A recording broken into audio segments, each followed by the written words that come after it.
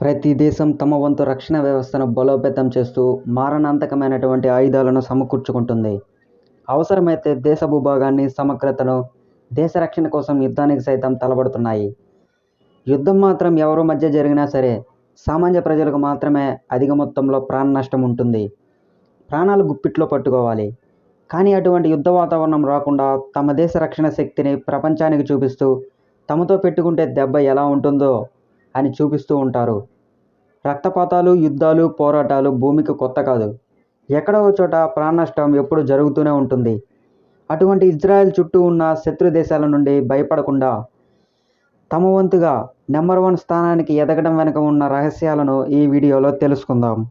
Israel ఈ పేరు కన్నా కూడా ప్రపంచం మొత్తం మీద ఎక్కువ మొత్తంలో అందరికీ గుర్తుండిపోయేటువంటి పేరు IDF, Israel defence force. Israel defence ఫోర్స్లో 3 దళాలుగా